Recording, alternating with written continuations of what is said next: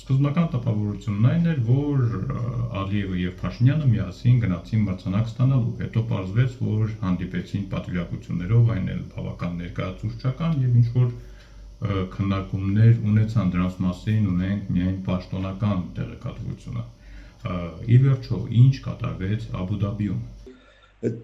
Զայեդ մրցանակաբաշխությունից հետո փաստորեն Փաշինյանը եւ Ալիևը մեկ աշխատանքային օր գտնվել են Աբու Դաբիում։ Այրանք լրացուցիչ հանդիպում ունեցել են, ինչ որ լրացուցիչ քննարկումներ անցկացվել են, մեկ երկրորդ կարևոր է ես համարում, որ Փաշինյանին ուղեկցել է Հայաստանի փոխվարչապետը Մեր Գրիգորյանը, իսկ Ադրբեջանի պատվիրակության կազմում է եղել Շահին Մուստաֆայանը, փոխվարչապետներ, որ հիմնականում զբաղվում են սահմանազատման, կոմունիկացիաների վերականգնման եւ դրանց հետ կապված հարցերով, արդյոք այնտեղ աշխատանքային քննարկում եղել է, ասենք, Մեր Գրիգորյան, Շահին Մուստաֆաև մակարդակով։ Երրորդ առանձնահատկությունը դա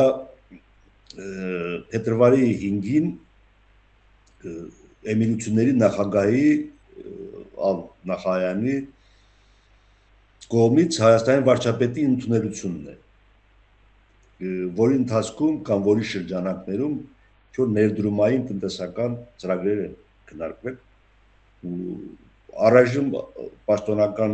տեղեկություն չկա, բայց ես ենթադրում եմ, որ վարչապետ